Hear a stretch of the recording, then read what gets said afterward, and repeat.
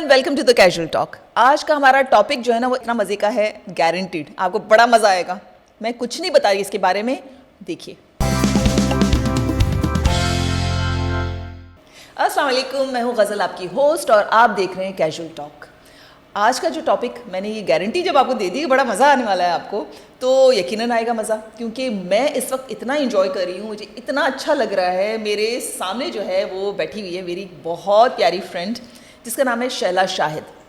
अच्छा, मेरी फ्रेंड्स जो है ना, मैं सारी फ्रेंड्स आपको मुलाकात करवा चुकी हूँ। शैला से भी आपकी मुलाकात हुई हुई है। अस्सलाम वालेकुम शैला। अस्सलाम वालेकुम गज़ल, क्या हाल है? ठीक ठाक। अच्छा, बस बिल्कुल ठीक ठाक। शैला जो है ना मेरी कनाडा की फ्रेंड है, ठीक है। हमारी दोस्ती वहीं पे हुई और हमारी दोस्ती इतनी मज़े की हुई, इतनी मतलब कि ऐसी दोस्ती हुई कि हमने इतना इन्जॉय किया वहाँ पर टाइम। और शैला से मेरे ख्याल एक हुई थी बफ़े पार्टी पर, एक वीडियो मैंने बनाई थी, आप लोगों को बहुत पसंद आई थी, तो वो अगर नहीं देखिए तो ज़रूर देखिएगा। उसमें इतनी मज़े मज़े की टिप्स दी थी शैला ने। अच्छा, एनीवेज, जब से मैंने अपने यूट्यूब चैनल स्टार्ट किया तब से आप मुझसे पूछते रहे कि गज़ल आप पाकिस्तान की लाइफ के बारे में तो हमें सब पता है आपका, आपने क्या किया क्या नहीं किया, लेकिन कनाडा में कैसी लाइफ है या हम लोगों को क्या प्रॉब्लम्स वहाँ पे होते थे। तो आज हम सारे जो है ना ऑनेस्टली आपके आगे खोल के रख देंगे। ठीक है शैला? असल हकीकत पता चलेगी कनाडा है क्या है। अच्छा, सबसे पहले तो तुम आई हो और तुम्हें मैंने फ़ौरन से किडनैप कर लिया। शैला इसने बताया, पता चला मुझे, इसने भी नहीं बताया मुझे कि आई है, किसी एक म्यूचुअल फ्रेंड से पता चला मुझे, आसिफ भाई ने बताया बेसिकली। एक्चुअली कराची हो ना तो कोई ना कोई शादी निकल आती है, आपको लगता है कि जाना ज़रूरी है। वहाँ तो एक्चुअली कनाडा में पता क्या होता है, लोग आपसे एक्सपेक्ट नहीं करते इतना ज़्यादा, नाराज़ नहीं होते, बिकॉज हर कोई सेम समझता है और सेम फ्लो में है, काम भी कर रहा है, झाड़ू भी दे रहा है, नौकरी भी कर रहा है। लेकिन शैला वहाँ पर वर्किंग लेडीज़ ज़्यादा हैं, यहाँ पर ज़रा घरों में जो हमारी ख़वातीन हैं, बहनें, वो फ्रेंड्स हैं, वो ज़्यादा होती हैं, तो वो उनके लिए कोई ना कोई एक्टिविटी करने के लिए ना कहीं कुछ ज़्यादा, और नौकर नहीं होते ना। उधर तो हमें खुद ही सारा काम याद है। अच्छा, ऐसा ऐसा खुलेंगे ना, पहले थोड़ा थोड़ा हम ज़रा अच्छी बातें कर लें, उसके बाद फिर आते हैं हम हमारी असल वाली जो ज़िंदगी थी ना वो सब बताते हैं आपको। तो अच्छा शैला, दोबारा एक दफ़ा इंट्रोडक्शन देते हुए चलें। शैला एक इवेंट प्लानर तो है ही, लेकिन गवर्नमेंट के साथ क्या, कौन सी जॉब है तुम्हारी? गवर्नमेंट के साथ basically I am a professional chef also. तो एज अ शेफ़ मैं काम करती हूँ। It's a long term care. तो कनाडा की जो लाइफ है, जो बुढ़े हो जाते हैं बहुत लोग, तो यूजली फैमिली सिस्टम वहाँ इतना नहीं है, आपकी फैमिलीज नहीं होती, पीछे कोई देखने वाला नहीं होता, तो ओल्ड एज में आप यूजली लॉन्ग टर्म में चले जाते हैं। तो ये मैं जिधर काम कर रही हूँ ये गवर्नमेंट का है, लेकिन वो आपका केयर फुल करते हैं, खाना पीना, मेडिसिन सारी, डॉक्टर्स अवेलेबल होते हैं। अच्छा, केयर पूरी की जाती है। The only thing is loneliness बहुत होती है। तुम पाकिस्तान से गई क्यों? एजुकेशन, बच्चों की एजुकेशन। अच्छा, तो उस चक्कर में हमने अप्लाई तो कर दिया था, लेकिन ऐसी कोई इंटेंशन नहीं थी कि हम मूव करेंगे। अच्छा, लेकिन जब हम बस एकदम हुआ ये कि आ गया, हमारा लेटर आ गया कि आपको लैंडिंग करनी है, और बस हम मूव कर चले गए। जब वहाँ गए तो ये था कि बेटे को छोड़कर आएंगे, बेटा उसका ग्रेड 9 में था, और हम वापस आ गए थे कि हम आते जाते रहेंगे, लेकिन बेटा खुश नहीं था। अच्छा, वो बहुत लोनली हो गया था, बहुत मिस कर रहा था। तो बस फिर मेरे हस्बैंड ने बोला नहीं, जाएंगे तो पूरी फैमिली यहाँ से मूव करेगी। देन बस हम वी मूव देयर। हम लोग जैसे मैं और आप ये सोच के जाते हैं कि चलो बच्चों की एजुकेशन वहाँ फ्री होगी, बेहतर एजुकेशन होगी। जैसे देखो ग्रेड 12 तक तो आपको एजुकेशन फ्री मिलती है। अगर आप इधर देखें अच्छे स्कूलों में जो बहुत महंगी एजुकेशन है, एक तो एडमिशन मिलना बहुत, क्योंकि मैं गुजरी हुई हूँ ये बहुत एडमिशन के लिए आपको मिलना बड़ा मुश्किल है। मुझे याद है मेरे बच्चों का जो फर्स्ट बेटे का एडमिशन करवाया था यहाँ पर, तो वो ही वॉज 3 months ओल्ड जब मैंने जाके नाम लिखवाया था। एक साल का औरतें नाम लिखवाती हैं। एग्जैक्टली, 1 साल का था तो हमारा इंटरव्यू हुआ था। फिर उन्होंने कहा अच्छा फिर हम बताएंगे।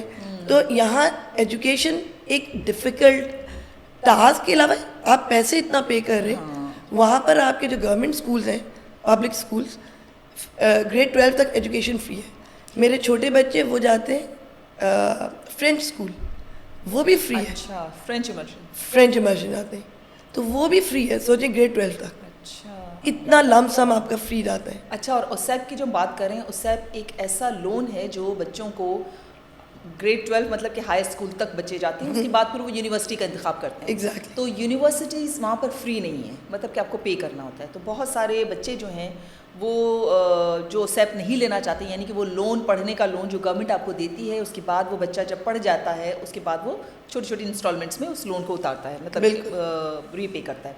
तो अगर बहुत सारे नहीं भी जाते हैं, जो अफोर्ड नहीं कर सकते हैं, फिर वो कुछ इस तरह की जॉब्स करते हैं जिसमें हायर स्टडीज़ इन्वॉल्व नहीं होती है। लेकिन हमारे जो देसी जो लोग हैं ना, वो सभी जाते हैं, वो इस बात में बड़े वो हैं, समझदार हैं कि वो, हाँ, वो अपने बच्चों को इतना इनकरेज करते हैं कि वो सारे के सारे बच्चे जाएं, सपोर्ट भी करते हैं आपको ना बहुत। हमारा सिस्टम और उनके सिस्टम में यही प्रॉब्लम आ रही है कि हम लोग फैमिली सपोर्ट करती है बच्चों को बहुत ज़्यादा। उस सैप मिलता है, लेकिन आपको बर्सरीज भी बहुत मिलती है, आपको स्कॉलरशिप्स मिलती हैं जो बच्चे आराम से पे कर सकते हैं। और जैसे अगर आपकी लो इनकम है तो आपको उसमें जैसे अगर आपने सपोज करें ग्रांट्स मिल जाती है। अगर आपने 12,000 सपोज करें गवर्नमेंट से लिया तो आपको सिर्फ 4,000 या 6,000 वापस पे करना पड़ता है। It depends. देखिए वहाँ पे एक बच्चे को ये मौका दिया जाता है कि अगर आप बच्चा होशियार है, मेहनत करता है, तो मेरिट पे उसको स्कॉलरशिप्स मिलती हैं। उसको जो बर्सरीज की बात करते हैं, उसको छोटी छोटी स्कॉलरशिप्स होती है कि कहीं से आपको $500 मिल गए, कहीं से $2,000 मिल गए, तो वो फिर आपको इतना बोझ नहीं पड़ता उस बच्चे। बिल्कुल। अब मैं अच्छा, एज लिमिट नहीं है, यहाँ पर आपने एक एज हो गई आप पढ़ नहीं सकते। अब तुम मेरे एक एग्जाम्पल मैं दे रही हूँ, 5 बच्चों के बाद मैं कॉलेज गई तो, और गवर्नमेंट ने सपोर्ट किया पूरा, मैंने भी उससे ऐप लिया क्योंकि बच्चे उस वक्त मेरे स्कूल स्टार्ट किया था, छोटी बेटी ने भी, तो मैंने उस ऐप लेके मैंने पढ़ाई की। मैंने 2 साल की स्टडीज़ की और आई थिंक पढ़ाई बहुत इम्पॉर्टेंट है, बहुत ही मेजर।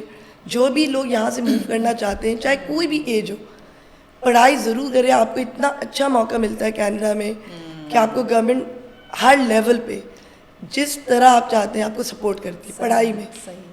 तो मैंने पढ़ाई ख़त्म की। तो क्यों नहीं पढ़ती वहाँ पे ख़वातीन, पढ़ती क्यों नहीं है? चक्कर ये होता है कि जब वो जाती हैं उनको एक जॉब मिल जाती है, वो उसी में लग जाती हैं कि पैसे आ रहे हैं, चलो बस घर चलने। तो एक है ना, फैक्टर है ना, अगर आप जा रहे हैं वहाँ पर अच्छी बेहतर लाइफ के लिए, अगर आपके हस्बैंड को इतनी अच्छी जॉब नहीं मिली है तो बीवी कहाँ से पढ़ेगी फिर? पता है क्या, उसमें भी आपको गवर्नमेंट सपोर्ट कर रही है। अच्छा, कैसे? अगर आपकी लो इनकम है तो गवर्नमेंट आपको बच्चों का पैसे दे रही है।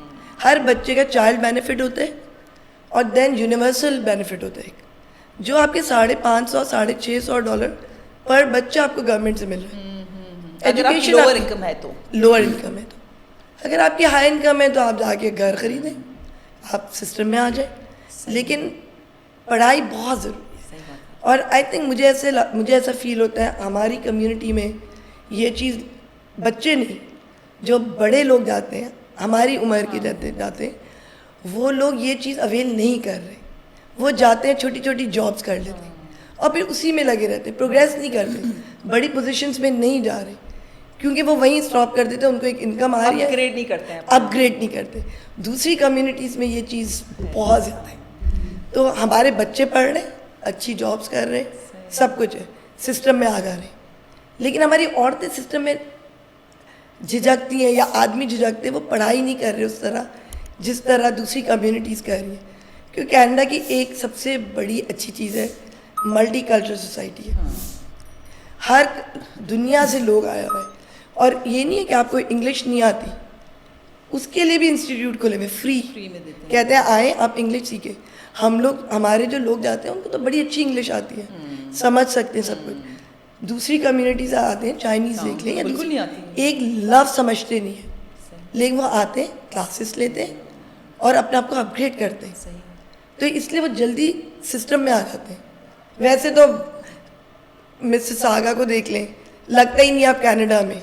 ईद बाज़ार जिस तरह लग रहे होते हैं, जिस तरह हमारी कम्युनिटी माशाल्लाह बढ़ गई है, हर चीज़ हम मना रहे हैं, ईद भी मना रहे हैं, तो रमज़ान भी, मस्जिद स्कूलों में आपके नमाज़ पढ़ते हैं बच्चे, रमज़ान में वो अफ्तार दे रहे हैं आपको, तो आपको यू डोंट इवन फील कि आप कनाडा में बैठे हुए।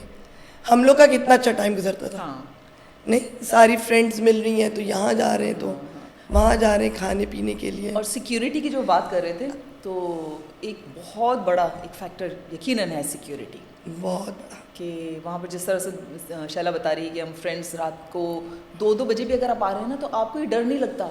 और वहाँ पर रोड्स पर लाइट्स भी नहीं होती इतनी, स्ट्रीट लाइट्स होती हैं, यहाँ पर ज़्यादा है कराची में या वो तो, लेकिन उसके बावजूद डर नहीं लगता, क्योंकि आपको एक ये होता है, एक तहफ़्फ़ुज़ का एहसास होता है कि अगर मुझे कुछ हुआ और मैंने पुलिस को कॉल किया तो वो आके मेरी मदद करेगा, बिल्कुल, ना कि वो आके आपको और परेशान करेगा। अब मैं, क्योंकि मुझे अब 24 साल हो गए तकरीबन इधर से निकले हुए, नो डाउट इतनी सिक्योरिटी है। अच्छा, 24 साल हो गए शैला? 24 years। अच्छा, मैं तो 12 साल में लौट आई। नहीं। अच्छा, वैसे मैं तो गई थी, मैंने सोचा हुआ था कि मुझे वापस जाना है, तुम पता नहीं क्या सोच के गई थी? नहीं, देखो 2 साल जो है ना, कोई भी आता है 1 से 2 साल आपको लगते हैं उस सिस्टम में आने के लिए, और जितनी जल्दी आप अपने आप को सिस्टम में लाएंगे उतनी जल्दी आप खुश होंगे। वरना तो सबसे बड़ा जो हम लोग को ड्रॉबैक, मुझे याद है अच्छे से कि जब हम नए नए मूव किए थे यहाँ पर, इतनी अच्छी जॉब थी, सब कुछ था, आपका लाइफस्टाइल था, तो उधर जाके आपको पेट्रोल खुद भरना पड़ता है। तो बर्फ़ हो रही थी एक्सट्रीम, इतना वो स्टॉर्म आ गया था बर्फ़ का, और मेरे शौहर को मैंने देखा वो पेट्रोल डाल रहा था और बर्फ़, तो मैं गाड़ी में बैठ के ना रोना शुरू हो गया। अच्छा। मैंने कहा अल्लाह मियां, हमने ये क्या कर दिया अपने साथ। कहाँ ड्राइवर दरवाज़ा खोलता था और कहाँ वो गैस था बेचारा यूं करके गैस, और मैं अंदर बैठी रो रही हूँ। हमने अपनी आदतें बहुत ख़राब की हुई हैं। तो वो मुझे था उस वक्त, और मासी नहीं होती, झाड़ू लगा रहे, बच्चों को छोड़ने भाग रहे, ग्रोसरी करने बर्फ़ में जा रहे, यू नो, मौसम एक्सट्रीम वेदर है। तो वो 2 साल जो थे वो ये होता है बस वापस जाने। तो उस जब हम मूव किए थे शायद फिर वापस आ गया था। अच्छा। यहाँ पर मेरा हस्बैंड वापस आया, उसको यहाँ जॉब बड़ी अच्छी मिल गई थी। अच्छा। फिर से तो ये था, लेकिन फिर हमने बोला नहीं, इस तरह जब तक आप पूरी किश्तियाँ नहीं जलाएंगे ना तो आप, मैं समझती हूँ कि पहले 6 महीने या 1 साल इतने डिफ़िकल्ट होते हैं बहुत, कि उसमें आपको अच्छे फ्रेंड्स की ज़रूरत पड़ती है। अगर आपका कोई रिश्तेदार है वहाँ पर, जैसा मेरा बड़ा भाई वहाँ पे था, और मेरे भाई और भाभी ने मुझे बहुत सपोर्ट किया। तुम्हें सबसे ज़्यादा वहाँ चैलेंज क्या फील होता था, मतलब जब तुम गई थी तो? देखो, चैलेंज बच्चे बड़ी जल्दी अडॉप्ट करते हैं। बच्चों की तरफ से मुझे ऐसी प्रॉब्लम नहीं हुई। जो सबसे बड़ा जो मुझे प्रॉब्लम हो रही, और मेरी भी फैमिली थी, अच्छा। मेरे हस्बैंड की फैमिली थी, तो हमें इतना ज़्यादा प्रॉब्लम्स नहीं हुई, होम सिकनेस नहीं हुई, लेकिन वेदर बहुत काउंट करता है। वेदर जो है ना वो आपको स्पेशली विंटर्स मार देता है आपको, आपकी हड्डियों को जो है खत्म कर देता है। कितना कुछ पहन ले, लेकिन आप बाहर नहीं निकल सकते। ठंड में क्या मशवरा क्या दोगी, क्योंकि जब लोग जाते हैं ना तो उनको समझ नहीं आती कि हम शुरू में अपनी क्या परचेजिंग करें, जो कि बहुत इंपॉर्टेंट होती है। क्या सबसे इम्पोर्टेंट होता है, लोग आके गरम गरम कपड़ा अंदर पहन लेते हैं। देखिए जब बाहर निकलने लोगों ना गजल, तुम्हें भी पता है कि हर जगह हीटेड होता है, चाहे आप मॉल जा रहे हैं चाहे आप ऑफिस जा रहे हैं, तो लेयरिंग बहुत ज़रूरी होती है। वहाँ पर जैकेट -45 की होती है, -20 की होती है। एक जैकेट आपने अच्छी लेनी है, एक जैकेट। ये ऑनेस्टली मेरा भी तजर्बा है, मैं भी आपको ये ज़रूर मशवरा दूंगी कि जाते ही आपने एक जैकेट यहाँ से मत लेके जाएं, लोएस्ट टेम्परेचर के हिसाब से यहाँ से नहीं लेकर जाएं। हाँ प्लीज़, लोग यहाँ से जैकेट लेके जाते हैं, वो वहाँ के टेम्परेचर के लिए नहीं है। अच्छा, मैं अपना कार्गो ले गई थी, सारा सामान वामान सब घर का शिप करके यहाँ से ले गई थी, तो मैं अपने सैंडल्स जूते वूते वहाँ जाके सारे खुल गए। वो ग्लू वहाँ ठंड में चला ही नहीं। वहाँ जूते फर होते हैं अंदर, उधर के बूट्स भी डिफरेंट होते हैं, जो विंटर बूट्स होते हैं, विंटर बूट्स, तो वो अंदर उसकी लेयरिंग होती है कि आप उस टेम्परेचर को वो करके पैर आपके फ्रीज हो जाते हैं। सही बात है। अच्छा, तो एक हो गया जैकेट आपका, एक आपका हो गया बूट्स, जो बहुत इम्पोर्टेंट, बहुत इम्पोर्टेंट। फिर आपने ग्लव्स आपको लेनी होती है, ग्लव्स, ये जो है आपका स्कार्फ, क्योंकि आपकी ये जो जगह होती है चिन और ये, इसमें बड़ी ठंड लगती है, क्योंकि जब बहुत ठंड होती है ना फिर तो हाल ही ख़राब हो जाता है भाई। डिपेंड कर रहा है पैदल जा रहे हैं किस तरह जा रहे हैं। हाँ, पैदल जा रहे हैं, देखिए आपने बहुत सारे लोग जाते ही शैला गाड़ियाँ तो नहीं लेते हैं ना, मेजॉरिटी वो बसों में जा रहे होते हैं, वहाँ पे सबवेज ले रहे होते हैं, ट्रेन्स, स्ट्रीट कार्स और ये सब, तो वहाँ पर चलना पड़ेगा आप। और दूसरा ये होता है कि आपकी आदत नहीं होती कि आप काम कर रहे हैं, आपको टाइम मैनेजमेंट, फिजिकल काम, आप थक जाते हैं। आप अच्छा चलो काम की अब आई है तो थोड़ा सा तो लोगों को फन भी देना उनके इतने मज़े की कनाडा की लाइफ बड़े मज़े की लाइफ होती है, ये होता है। काम से शुरू करते हैं, कैसा डे रूटीन क्या होता था, चलो ये बताओ। सुबह कितने बजे उठती हो तुम? सुबह मैं उठती हूँ 4 बजे सुबह। 4 बजे, ठीक है। 4 बजे उठ के सबसे पहले तो खाने में बनाना क्या है, चीज़ें निकालती हूँ। हाँ। क्या करना है, फिर नाश्ता बच्चों का स्टार्ट। अब तो मैं जॉब कर रही हूँ तो मैं काम ही बड़ी जल्दी स्टार्ट करती हूँ। अच्छा। तो मेरा काम स्टार्ट होता है 4:30 इन द मॉर्निंग। ओह। तो मैं समझो 3:30 पौने 4 के करीब उठती हूँ। और डिस्टेंस मेरा तकरीबन सुबह की वजह ट्रैफिक नहीं होती तो मुझे it takes me like 35 minutes. जब ट्रैफिक नहीं होती नहीं तो होती, नहीं और ट्रैफिक होती है तो समझो घंटा लग जाता है। Oh my. हाँ, तो सुबह जब मैं निकलती हूँ समझो 4 सवा 4 के करीब निकलती हूँ तो मैं 4:30 पौने 5 के करीब 30-35 मिनट में काम पे पहुँच जाती हूँ। फिर मैं काम स्टार्ट करती हूँ। काम स्टार्ट कितने बजे होता है? काम मेरा मैं देर से भी कर सकती हूँ लेकिन मैं स्टार्ट जल्दी करती हूँ। अच्छा। तो मुझे पूरा दिन मिल जाता है। क्योंकि यहाँ पे तो ये होता है ना 9 बजे जॉब आई तो चलो 9:30 बजे पहुँच गए, हाँ। 10 बजे पहुँच गए, वहाँ पे ऐसा कोई सीन नहीं होता है। तो 5 बजे मैं स्टार्ट कर देती हूँ काम। तो 5 से लेके 8 घंटे की यूजली शिफ्ट होती है, जो फुल टाइम शिफ्ट होती है 8 घंटे। तो मैं 5 से लेके 1 बजे तक काम करती हूँ। 1 बजे मैं फारिग होती हूँ, फिर गाड़ी से ग्रोसरी करते कराते मैं घर पहुँचती हूँ। ठीक है। तो घर पहुँची फिर लंच बनाती हूँ। अच्छा, कोई जल्दी आराम जल्दी। शराम नहीं? हाँ? कोई केलुला वेलुला नहीं? कोई नहीं, किसी ने कुछ भी नहीं। किसी ने आके पूछा नहीं शैला चाय पी होगी, तुम थकी हुई आई हो? नहीं, कोई नहीं पूछता। कोई नहीं पूछता, कोई वाकई में। नहीं पूछता। आपको खुद ही बनानी है। और जब जिस दिन कोई दे दे ना तो ऐसा लगता है कि पता नहीं क्या कुछ गलत हो गया। हो गई, अयाशी हो गई। तो वो मेरे हफ्ते में एक दफ़ा आती है। एक शुरू में तो खैर नहीं रखा हुआ था क्योंकि वो मेड जो है जो मेरे घर काम करने आती है वो पर आवर लेती है और मुझसे ज़्यादा लेती है जो मुझे पैसे मिल रहे हैं। सुन ले ये बात। वो मुझसे ज़्यादा लेती है। 4 घंटे के लिए या 8 घंटे के लिए आती है वो, तो उसमें उसको ब्रेक भी चाहिए होती है। एक आती है वो तो कहती है मैं वो वेजिटेरियन है, तो वो कहती है मेरे लिए खाना किधर है। अच्छा। तो मुझे उसका भी खाना बनाना पड़ता है। तो ये हालात है। तुम्हारी मेड आते ही पहले पूछती है कि शैला खाना क्या है मेरे लिए? हाँ, तो एक मेड जो है वो बड़ी नखरे वाली है। हाँ। और वो कहती है मैं 8 घंटे से कम काम नहीं करूँगी। फिर मुझे कभी कभार उसको 30 मिनट्स मुझे ड्राइव करके नहीं अच्छा। जाना पड़ता है अपने घर से स्क्वायर 1 तक। अच्छा, उसको पिक करने के लिए। वो कहती है कि मैं दूर से आती है तो मैं इतना दूर नहीं आ सकती बस में। तो मुझे उसको पिक करने भी जाना पड़ता है। फिर वो घर आती है, घर आके वो काम वाम करती है, फिर उसको मुझे वेजिटेरियन खाना बना के देना पड़ता है। वैसे शैला एक बात ज़रूर मानने की है कि वहाँ पर कोई अपने काम में मतलब जहाँ तक मुझे अंदाज़ा है डंडी वंडी नहीं मार पा रहे।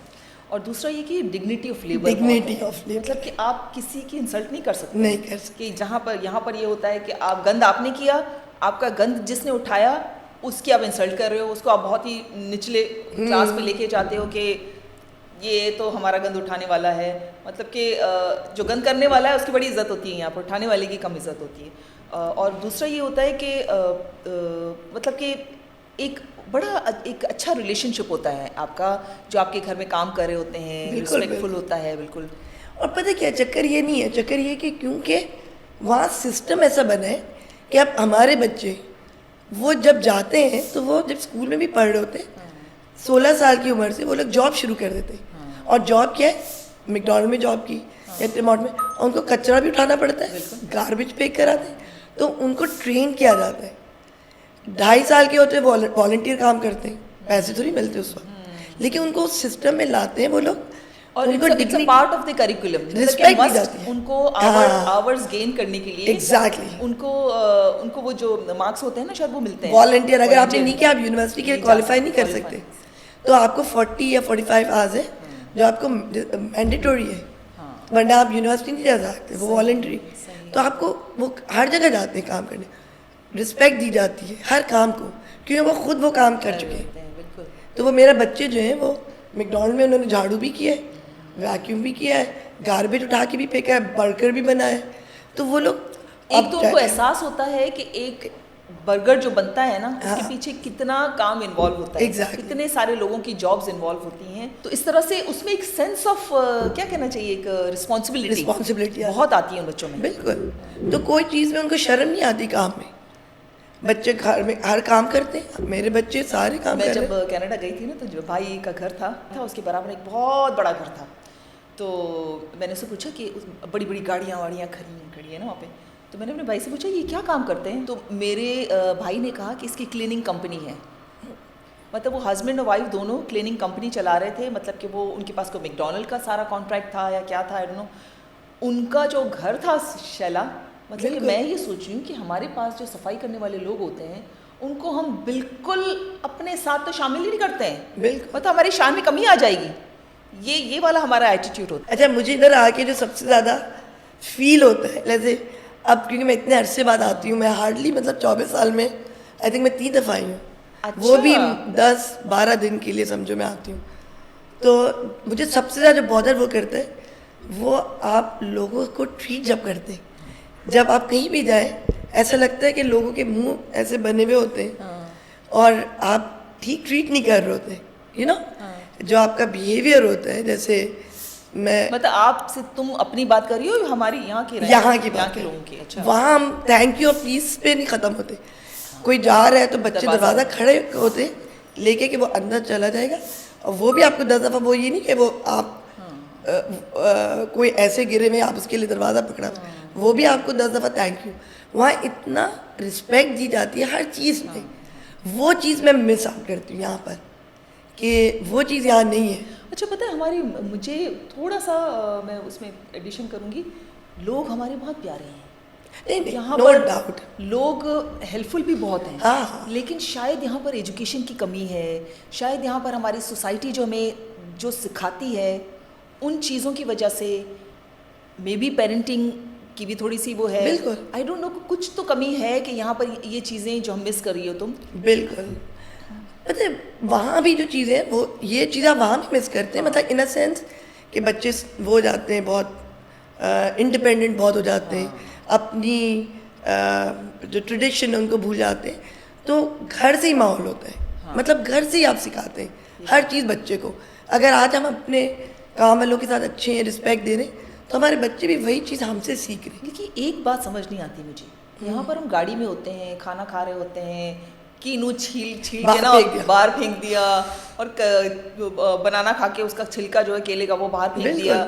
वही बंदा जब वहाँ जाता है कैसे ठीक हो जाता है? तो वो ठीक हो जाता है। और हम जो ये मैं बात कर रही हूँ कि यहाँ पे हो सकता है कि हमें एजुकेशन की कमी है या वट एवर, लॉ, वहाँ पर लॉ ऐसा है, आपने किया 4 आदमी पसंद नहीं करेंगे, आपकी कंप्लेंट कर देते हैं, आप करके दिखाएं।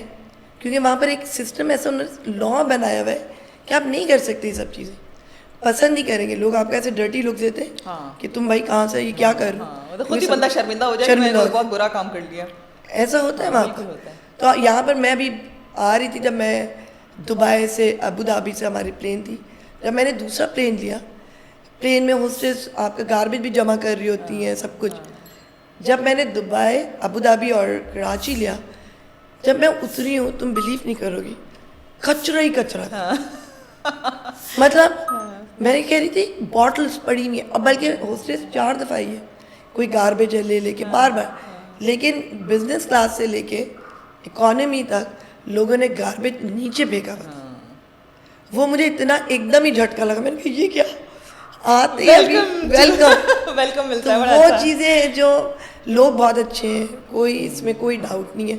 ऑब्वियसली आप प्यार अपने मुल्क को करते जब भी आप आ रहे हो, आप खींचता है आपको मुल्क। एग्जैक्टली। सब अपनी जगह पे हैं, मौसम आपका, आपके प्यारे लोग, आपका एक जो अपनापन जो होता है, जो आप मिस करते हैं। आप ये मिस करते हैं वहाँ कनाडा में। कोई भी इवेंट होता है, जैसे हमारा कोई ईद का इवेंट होता है, तो मैं तो बाकायदा बच्चों को लेके मेहंदी लगाने के लिए पहुँच जाती हूँ सबको। अच्छा, लेकिन वो बात तो आधी रह गई। तुम घर में आई, तुमने लंच बनाया, उसके बाद क्या हुआ? अरे लंच बनाया, फिर वही गम की बातें याद दिला रही हो मुझे, वही वाली बातें। तो घर में आई, लंच बनाया, खाना हम क्योंकि वो घर से अब काम करते हैं मेरे हस्बैंड। अच्छा। तो उसको भी खाना वाना दिया, फिर मैं निकलती हूँ, फिर घर समेटा। सुनो, तुम भी तो काम करती हो, तो शायद भाई थोड़ा पका वका नहीं लेते? भाई ये जो हमारी मर्दों की चीज़ है ना, ये बहुत मुश्किल से जाती है। वहाँ पे तो जाके सुधर जाते हैं शैला। काफ़ी सुधर तो गया है, जो ऑब्वियसली जब यहाँ से तो काफ़ी सुधर गया। लेकिन ये कि ऑब्वियसली जब मैं आती हूँ खाना बनाती हूँ तो उसको होता है कि प्लेटें रखा है डिश वॉशर में। बाय द वे, इनके हस्बैंड बड़े इंटरेस्टिंग पर्सन है। गाते भी बहुत अच्छा हैं, आपको बड़ा एंटरटेन करेंगे। तो बस आओ खाना बनाओ, फिर घर सफाई करो, किचन सफाई करती हूँ, फिर ये कर आके फिर वो आजकल वो रोज को मैं लेने जाती हूँ, उसको बेबी सिट करती हूँ। अच्छा, ये भी हमारा होता है एक काम। हाँ, जब अगर आपके बच्चों ने शादियां कर ली, उनके बच्चे हो गए, तो फिर आपको ये काम भी करना वो भी करना पड़ता है मुझे। फिर मैं उसको, मेरी ग्रैंड डॉटर है, उसको फिर मैं स्कूल जाती हूँ पिक करने के लिए, उसको लेकर आती हूँ, उसको खाना खिलाती हूँ, उसको पूरा बेबी सिट करती हूँ शाम तक। तो फिर बेटी आती है शाम को जब जॉब से, फिर वो घर लेके जाती है। फिर ये होता है कि अरे चलो खाना बनाए तो बच्चों को भी दे दो। हाँ, वो है ना हमारा वो टिपिकल माँ वाला, वो भी नहीं खत्म होता। वो हमारे बच्चे कितने ही बड़े हो जाए, हाँ, बच्चे बच्चे ही रहेंगे। ये चीज़ हमारी जो है ना वो नहीं जाती, तो उसको बल्कि वो बेचारी बोलती भी अम्मा। लेकिन पता है ये एक लिहाज से अच्छा भी है हमारा। हाँ, एक फैमिली सिस्टम है हमारा। मुझे तो यकीन करो, मुझे तो बड़ा मजा आता है, मतलब कि बड़ा सा घर हो, मतलब सब साथ रहें। मुमकिन नहीं है ये, पाकिस्तान में तो बिल्कुल ही मुमकिन नहीं होता, लेकिन बड़ा मजा आता है। बिल्कुल, बहुत मजा। माशाल्लाह 5 बच्चे हैं ना मेरे, माशाल्लाह 5 बच्चे। तो सब ने अब क्या किया, घर करीब करीब घर ले लिए, तो लाइक लिटरली 5 मिनट दूर रहते हैं। तो वो बस यही होता है, उधर जा रहे हैं, उधर उसने खाना पकाया, मैंने खाना पकाया, इस तरह बस होता रहता हमारा बस। फिर लेकिन 8 बजे मेरा ये हाल होता है, चीज़ें वो जब जाती है थोड़ा बहुत समेटा और बस बिस्तर पे गिर गई, और वीकेंड पे फिर लॉन्ड्री करनी होती है। अच्छा, वैसे हम लोग इतना एडमायर करते थे शैला तुम्हें, हमारे बहुत बड़ा एक ग्रुप था, बहुत प्यारी प्यारी हमारी फ्रेंड्स थी। थोड़ी देर पहले उसी की बातें हो रही थी फ्रेंड्स की, कि शैला के लिए कहा जाता था यार ये तो आयरन लेडी है, ये तो जॉब से आके पता नहीं, और इवेंट्स भी कर रही होती थी।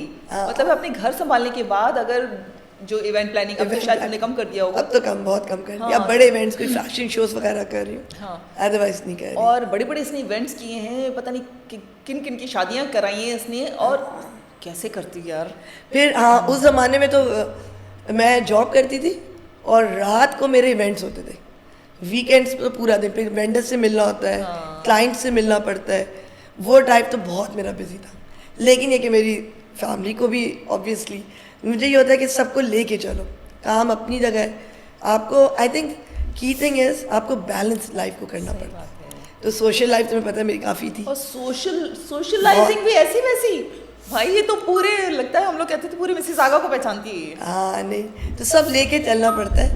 तो आई थिंक जब भी आप खुश रह सकते हैं, लेकिन उसके बावजूद कुछ चीज़ों को अप्रिशिएट भी करना पड़ेगा कि वो बड़ी ऑर्गेनाइज किस्म की एक वहाँ पे एक जिंदगी है। देखो बिजली नहीं जाती, सबसे बड़ी बात, सबसे बड़ी। तो आप ये चीज़ें अवेल कर सकते हैं, यूज़ कर सकते हैं। अच्छा, यहाँ पर जो है ना, मुझे कहीं जाना होता है तो सबसे पहले मेरे जहन में आता है कपड़े इस्त्री कर लो, इससे पहले कि लाइट चली जाए। और नहीं, वो मैं जाती हूँ ना इधर नहाने के लिए, वो कहते अरे चेक कर लो गीज़र ऑन है या ऑफ हो गया। अब ये वो हमारा कुक है ना, उसको हम बोलते हैं कि हम लोग लेट हो रहे हैं, सारी फैमिली जमा है, तो उसको हम बोलते हैं कि जैसे ही 11 बजे के करीब आई थिंक गैस होती है 11 बजे। अच्छा। उसको बोलते हैं बस जल्दी जल्दी रोटियाँ बना के रख दो। अच्छा, ये वाला हाल हो गया। अब मुझे भी पता चल गया कौन टाइम पे बिजली होती है, लेकिन वो आप उस सिस्टम में आ जाते हैं, अब पता चल गया गीजर कब चलता है। हाँ। गैस कब आती है। मतलब कि वहाँ पर हमारे पास टाइम होता था तो हम काम कर लेते थे। बिल्कुल। यहाँ पर हमारे पास टाइम होता है तो हमारा सारा टाइम इन फिक्रों में गुजरता है कि गैस कब आएगी, बिजली कब आएगी, मासी कब आएगी, मासी नहीं आई, घर पूरा गंदा पड़ा है। मतलब अब यहाँ पर ऐसी सुस्ती हो जाती है कि आप उठ के खुद नहीं काम करते। मुझे तो ऐसा लगता है, मेरी बेटी